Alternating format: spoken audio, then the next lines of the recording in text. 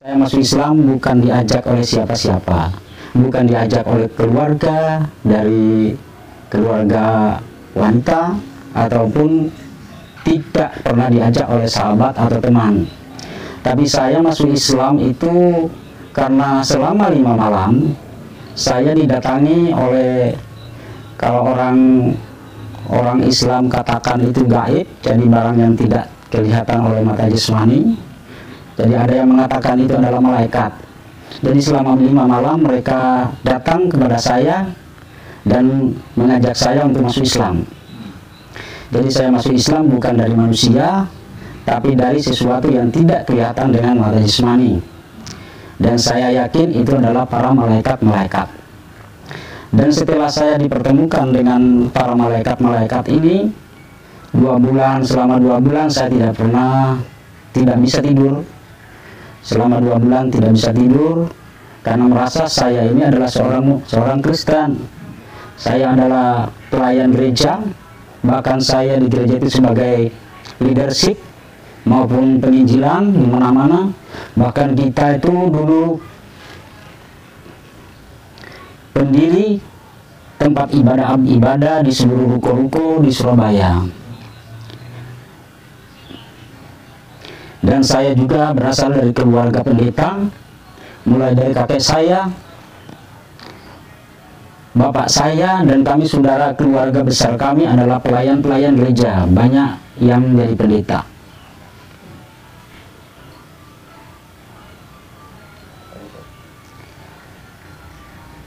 Itu mimpi 5 hari itu isinya apa? Jadi mimpi 5 hari itu sebetulnya setengah tidur ya, bukan mimpi. Jadi setiap kehadiran mereka jam 12 malam mereka itu mengajak saya ke masjid, dan di masjid itu setiap anak tangga, masjid itu anak tangganya 7. Jadi 7 anak tangga ini ada yang berdiri setiap tangga. Dan saya melihat di masjid itu penuh dengan wanita yang berpakaian putih. Wanita yang berpakaian putih penuh di dalam masjid. Saya ditarik sama malaikat ini untuk masuk, tapi saya tidak mau, sehingga saya pulang. Namun sebulan kemudian saya bermimpi saya dibawa ke suatu pulau. Pulaunya sangat kecil, tapi saya tidak mau, sehingga saya lompat dari laut itu, lompat dari perahu, terjun ke laut. Lalu saya tidak bisa berenang dalam mimpi itu. Lalu ada seorang yang memakai serban putih mengangkat saya dari laut itu dan dibawa ke darat. Dan pesannya dari orang yang memakai baju putih itu, serban putih itu, berjanji pada saya bahwa dia akan menjemput saya kembali untuk meneruskan perjalanan. Lalu saya melihat, setelah orang tua yang pakai serban ini pergi, saya melihat ke belakang, ternyata ada anak-anak saya dan istri saya sudah ada di situ, berada di pinggiran air sungai yang begitu jernih. Lalu saya bangun di pagi hari, saya langsung ngomong sama istri saya harus masuk Islam. Tapi istri saya tidak percaya, karena saya di gereja itu sangat aktif, jadi tidak percaya keluarga. Bahkan anak saya katakan, "Bapak mau masuk Islam." Anak saya juga tidak percaya. Enggak mungkin Bapak masuk Islam, Bapak seperti itu mau masuk Islam. Soalnya anak saya tahu, dulu anak saya pacaran sama Islam itu pun saya injak-injak, tidak boleh. Jadi mereka tahu bahwa saya tidak mungkin masuk Islam. Nah setelah itu, karena semua nggak percaya, jadi malam berikutnya saya udah nggak bisa tidur itu, nggak bisa tidur, selalu kepingin masuk Islam. Saya bilang lagi sama istri saya, jam 12 malam saya bangunin, saya ini mau masuk Islam sungguhan. Alah, nggak percaya, udah sangat tidur. Tapi saya tetap nggak bisa tidur, bangun istri saya, sungguhan ini saya mau masuk Islam. Ah, nggak percaya, Islam itu apa, gampang langsung masuk Islam. Iya, pokoknya saya masuk Islam. Nah setelah udah pagi, anak saya yang kuliah di Unmu keluar dari kamar. Lalu saya katakan, "Bapak harus masuk Islam." Nah, Bapak nggak percaya. Bapak mau tanya, "Kamu mau nggak masuk Islam?" "Saya suka, Pak." "Ya udah, kita masuk Islam semua." Nah, sehingga Mengambil satu keputusan, kami mau masuk Islam. Lalu sudah beredar di lingkungan, saya itu mau masuk Islam. Tapi ada sebagian selalu mereka itu mengingatkan saya. Datang ke sini, datang ke rumah, mengingatkan saya, Pak Aris, kamu kalau mau masuk Islam harus dipikir dulu 7 kali. Jangan langsung ambil keputusan masuk Islam. Saya katakan iya. Lalu ada lagi yang mengatakan, Pak Aris, kalau masuk Islam harus dipikir 3 kali. Oh iya, saya sudah pikirkan itu. Nah, setelah itu ada keluarga dari istri saya berjanji untuk memualafkan setelah dia naik haji, pulang dari naik haji. Nah, setelah sudah pulang dari haji, sebetulnya menurut keluarganya mau dimualafkan di Masjid Alun-Alun ya, Masjid Jami Alun-Alun. Namun karena kiainya masih sibuk dengan haji, akhirnya ada dosen-dosen dari UNMU datang silaturahim kepada keluarga istri saya yang habis naik haji. Mereka cerita bahwa saya mau masuk Islam. Akhirnya mereka menginginkan agar saya dimualafkan di UNMU, di pengajian Al-Manar di UNMU sana. Nah, karena masih ramai silaturahim naik haji itu, agak berapa hari ada lagi yang datang ke rumah, Pak Aris, saya ulangi lagi, kalau masuk Islam harus dipikir 7 kali. Nah, di situ saya berontak. Saya ini hati saya sudah nggak kuat untuk masuk Islam. Kenapa kok selalu dipengaruhi, selalu disuruh mikir? Hanya saya katakan kepada orang itu, memang apa kamu itu menghalangi saya untuk masuk Islam? Nah, pada akhirnya dia katakan, oh enggak, Pak Aris enggak, sumpah enggak, ini saya cuma mengetes kamu. Saya itu setelah itu sakit, akhirnya saudara istri saya yang naik haji itu datang ke rumah. Kenapa kamu sakit? Saya ini mau masuk Islam kok sulit sekali. Kenapa kok masuk Islam sangat sulit? Ya udah kalau gitu langsung aja kita mualafkan di UNMU. Akhirnya sudah janjian untuk dimualafkan di UNMU. Akhirnya bulan November 2015 saya dan keluarga dimualafkan di sana. Ya, yang terakhir anak saya yang di Taiwan. Jadi dimualafkan di sana itu disaksikan oleh petinggi-petinggi Islam di sini bersama dengan bupati yang ada di tempat ini, Bupati Ponorogo. Jadi kami dimualafkan di situ. Dan pada saat saya masuk untuk dimualafkan, hati saya itu gemetar karena hampir seluruh kampus itu dipasang bendera. Dan poster saya itu ada di situ, sepertinya saya itu disongsong oleh para malaikat, dan saya di situ menangis betapa indahnya Allah menerima saya menjadi umatnya, menjadi kekasih Allah. Jadi kesulitan saya untuk masuk Islam itu bukan hanya sampai di situ. Nah, setelah saya sudah dimualafkan, lingkungan pun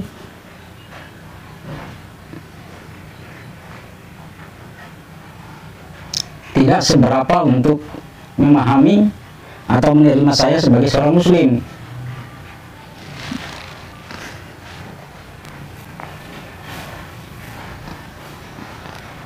Setelah saya mengerti tentang sholat, tentang wudhu, saya mulai keinginan untuk ke masjid. Jadi saya mulai dimualafkan, saya mulai sholat.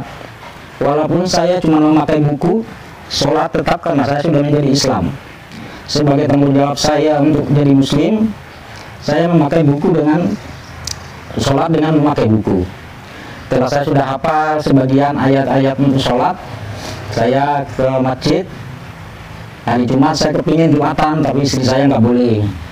Nanti ditertawain orang-orang. Ya udah, saya ngambil maghrib aja. Akhirnya saya maghrib ikut ke masjid. Saya cuma duduk di emperan masjid.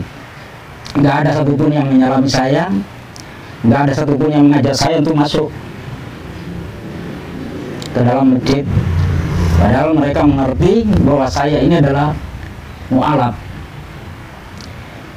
Lalu saya ikut berjemaah. Saya sudah berjemaah, pulang saya dikejar sama kiainya, suruh ke rumahnya Pak Kiai. Sesampai di rumah saya juga kecewa Dia bertanya, Pak Aris, kok sudah sholat? Saya katakan, saya sudah mu'alaf. Ya sebetulnya Pak Aris nggak boleh sholat dulu. Ya kenapa? Apa Pak Aris ngerti sholat? Apa ngerti wudhu? Saya sudah belajar, Pak. Lalu dia katakan, kalau jadi mu'alaf, jangan langsung kepingin tinggi, jangan pamer. Saya katakan kepada kiainya, saya di Kristen sudah biasa khotbah, saya sudah biasa ceramah, saya di Kristen penggerak gereja, saya di Kristen juga sebagai pemimpin pemuda dewasa muda, dan saya adalah seorang penginjil. Kami sering membuka gereja-gereja, bahkan kami membuka gereja di Sulawesi Utara yang paling dalam, daerah Talaut. Di sana masih ada, dan di sana sudah dipegang oleh pendeta-pendeta, khususnya keluarga-keluarga saya. Saya katakan sama Pak Kiai, kalau saya pamer, saya lebih diinjak-injak sama saudara saya. Justru saya menyembunyikan diri agar saya jangan sampai mereka tahu saya masuk Islam. Lalu mungkin ada yang masukkan ke ke YouTube. Akhirnya saudara dan keluarga saya datang ke Surabaya bersama orang tua, dan mereka itu mencaci maki, mengatakan saya itu murtad dan tidak masuk surga. Saya katakan kebenaran, biar kebenaran yang muncul, kita tidak tahu. Mereka semakin marah. Adik-adik saya yang perempuan menangis, Pak Pendeta kok masuk Islam? Saya katakan, saya mengikuti panggilan. Saya mengikuti panggilan, bukan keinginan saya, tapi keinginan Allah. Lalu mereka diam. Lalu ibu saya mengelus rambut saya. Dia berkata, anakku pendeta, anakku pendeta. Lalu adik-adik saya marah. Dia bukan pendeta, dia sudah kiai itu. Jangan dipanggil pendeta. Pada akhirnya setelah sudah selesai pertengkaran itu, karena sudah adzan maghrib, saya pamit untuk sholat, sehingga pertengkaran itu selesai.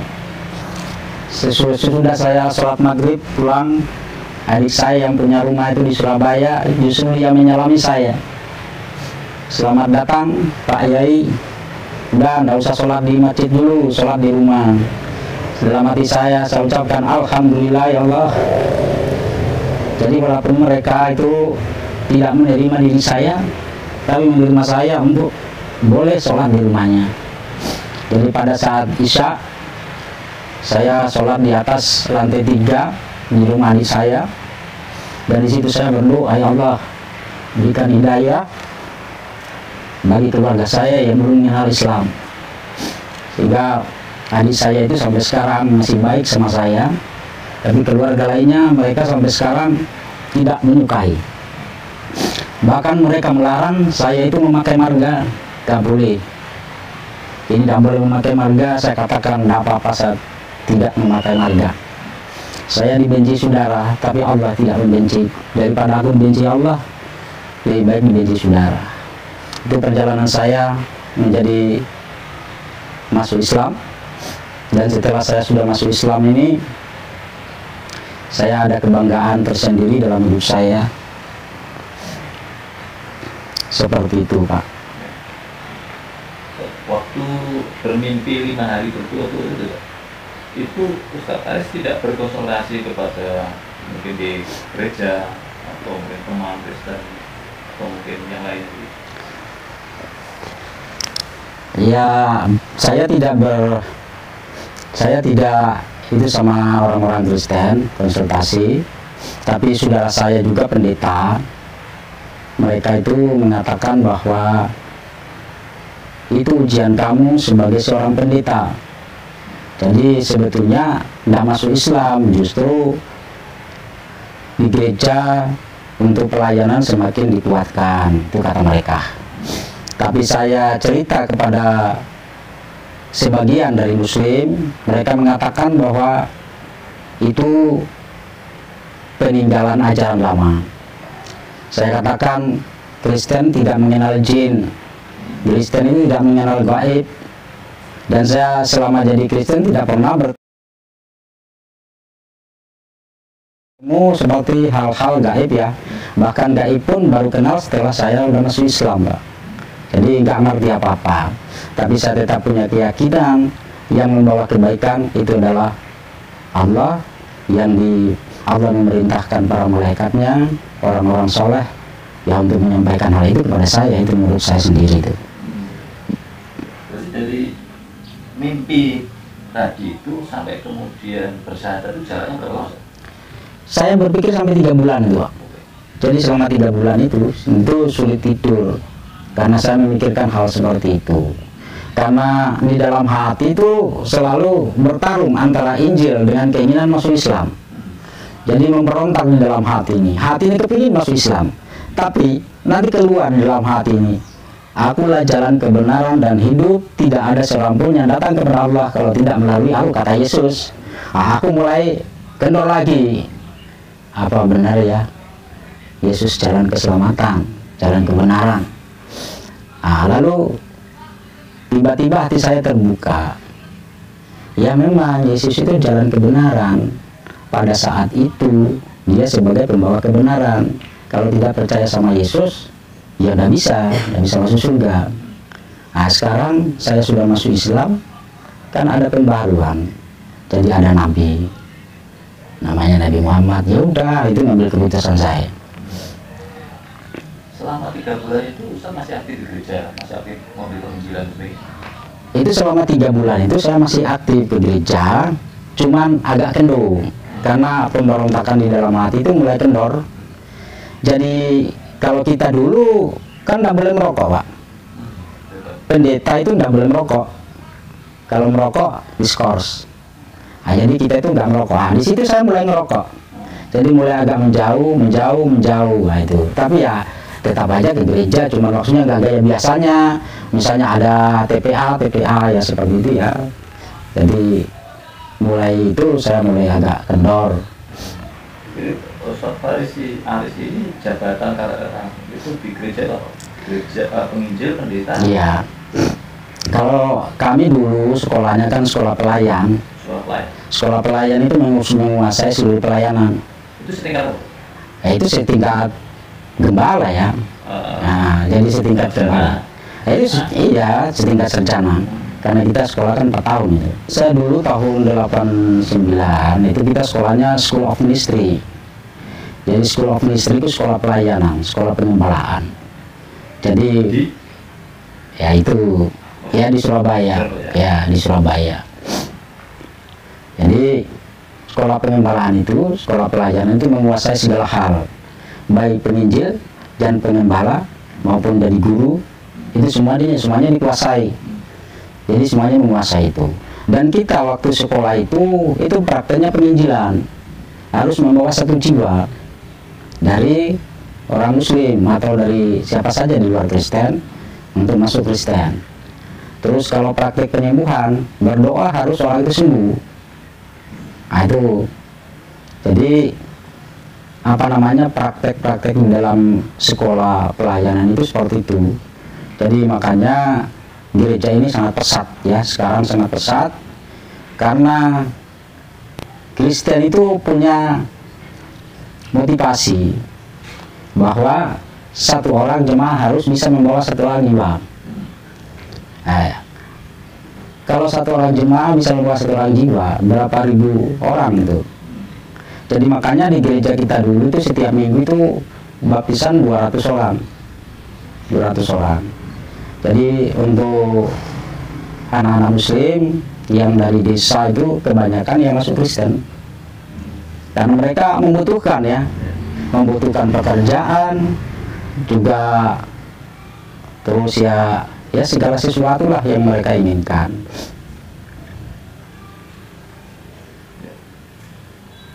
Itu sekolah itu memang khusus di lingkungan gereja ya, bukan sekolah umum ya, yang diakui misalnya di atas izin pemerintah enggak ya? Itu ya termasuk sudah itu dari sinode Pak ya. Jadi itu aturan sinode sekolah Alkitab itu. Dan memang sekolah itu sekolah sangat luar biasa menurut saya. Seleksinya Kalau untuk seleksi menjadi hamba Tuhan sangat ketat, sangat ketat. Tapi sekarang saya lihat itu tidak seperti dulu. Sekarang pokoknya mengenal itu sudah. Kalau dulu kan harus dibawa menjadi pelayan seorang pendeta. Kalau sekarang enggak, yang penting dia mengenal itu ya sudah. Tapi sekolah Alkitab di Indonesia ini kan sekian banyak ya, sekian banyak. Itu setiap tahunnya itu bisa berapa juta itu lulusannya itu. Nah, itu kan diharuskan untuk membawa jiwa. Dan memang visi misinya kita dulu itu menjadikan bangsa ini percaya, yakin kepada Yesus. Itu satu angkatan berapa jumlah? Kalau dulu kita itu kan baru, makanya kan ketat ya. Kan itu didirikan tahun 89 ya kalau nggak salah, jadi masih sedikit. Tapi sekarang semua jadi pendeta senior, jadi pendeta-pendeta besar orang-orang itu semua. Karena pelayanannya beda sama orang-orang itu. Bahkan cara khotbah pun berbeda. Kalau dibanding sama gereja lain sangat jauh. Makanya kalau gereja satu ini berdiri di situ itu semua habis. Bahkan itu dari Katolik, dari Protestan itu akan habis mengalir ke situ. Karena pelayanan mereka itu sangat luar biasa. Jadi mereka melayani itu harus berpuasa dulu. Puasa, jadi ada yang berpuasa 3 hari 3 malam. Ada kalau gembala itu ada yang berpuasa 6 hari 6 malam. Jadi pada saat penginjilan kita puasa dulu. Kita mau menginjili daerah mana, kita puasa dulu. Jadi pada saat kita menginjili itu nggak ada seorang pun yang bisa mengatakan tidak. Dia nggak mau tapi diam, tidak pernah memberontak, ya seperti itu. Jadi apa ya, makanya saya katakan kepada seluruh umat muslim, hati-hati kalau kita duduk sendiri, hati-hati kalau kita duduk di bis sendiri, hati-hati kalau kita menunggu seseorang tapi sendirian. Jadi penginjilan ini pasti di mana-mana ada. Dan itu pun kita tidak bisa memberikan bukti, karena kita diajarkan untuk tidak membawa sehelai isi Alkitab. Hanya ada di dalam hati yang kita perlu ucapkan, karena itu sudah sekolah ya seperti itu. Jadi apa yang harus kita injilkan, ya itu sudah ada di otak. Jadi tinggal ngajak, kalau mau terima, ya kita ajak doa. Satu contoh, saya nginjili di bis, ketemu orang, misalnya orang Nganjuk, kamu rumahnya mana? Saya ada di Nganjuk. Alamatnya mana? Ini. Baru kita injili, dia setengah iya setengah enggak. Nah, kita laporkan kepada pendeta Nganjuk. Kita telepon, Pak Pendeta, ini ada jiwa, tolong diteruskan. Ya seperti itu penginjilan orang Kristen. Jadi makanya menurut kita orang Muslim tidak ada gerakan, padahal gerakannya luar biasa itu. Diam ya? Iya, diam tapi menyebar. Makanya lihat di Surabaya, anak muda dari desa Islam sampai sana jadi Kristen. Ya enak di perusahaan, nggak kerja, istirahat, diajak doa, ibadah, dikasih duit, kasih makan, daripada kerja keluar keringat. Ya seperti itu. Baik. Keluarga Ustaz Aris memang keluarga pendeta semua? Ya, jadi keluarga saya mulai dari opa saya zaman Belanda itu pendeta. Jadi marga saya itu Sasau Tariluan itu hampir menyeluruh pelayan pendeta, hampir seluruhnya. Bahkan yang ada di Jakarta, di mana-mana itu hampir menyeluruh. Akhirnya mereka tidak bisa menerima saya masuk Islam, nggak boleh. Bahkan saya itu nggak boleh pulang sana.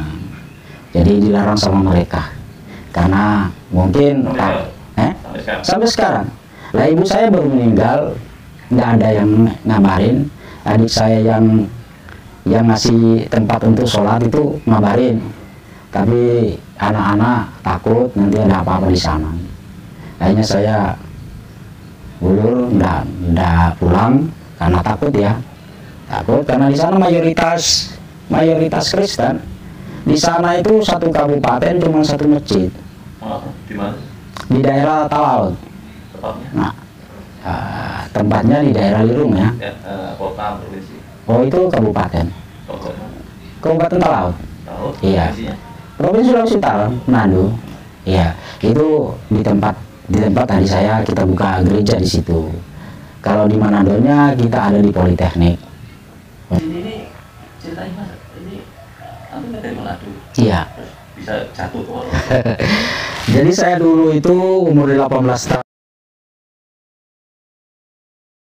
tahun lulus sekolah SMA, saya meneruskan kuliah di Surabaya. yang tadi itu ya? Ya, saya kuliah di Surabaya di Simolowaru sana, di mana Unitomo ya. Oh, itu. Ya, saya dulu kuliah di sana. Ya, ini ya kecantol sama perempuan sih ya. Ya kecantolnya ya di Surabaya ya. Seperti itu.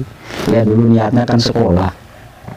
Berarti waktu kuliah di Unitomo itu sudah masuk sekolah penginjilan tadi? Oh belum. Setelah sudah selesai kan 89. Saya habisnya kan 89. Nah, setelah itu sekolah pelayanan itu. Setelah lulus sarjana? Iya, setelah lulus baru sekolah pelayanan di situ. 4 tahun lagi? 4 tahun lagi. Tapi kan apa sudah nikah itu? Sudah nikah sambil kerja ya ikut pelayanan itu. Apa ikut sekolah itu? Sampai 4 tahun? 4 tahun. Lulus? Ya lulus, ada 2 sertifikat ya itu. Wisuda. Waktu nikah, mohon maaf nih, jika boleh. Ibu kan Muslim? Iya masuk Kristen dulu. Sebelum nikah? Iya, jadi istri saya kita Kristen. Jadi istilahnya kita nikah itu nikahnya nikah Kristen, baru ya ke Kristen terus. Ya sebelumnya Muslim. Iya, Mau menikah dengan iya. Saya masuk Kristen. Bahkan keluarga sini tidak tahu istri saya masuk Kristen, tidak tahu. Tidak ada yang tahu. Nah, jadi saya punya surat nikah itu ada 2, nikah Muslim, nikah Kristen.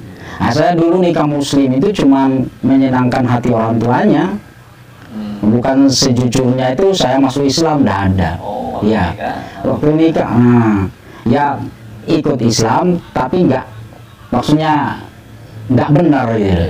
Ya cuma kepingin, ya. Jadi akhirnya setelah habis nikah Islam, kita nikah Kristen.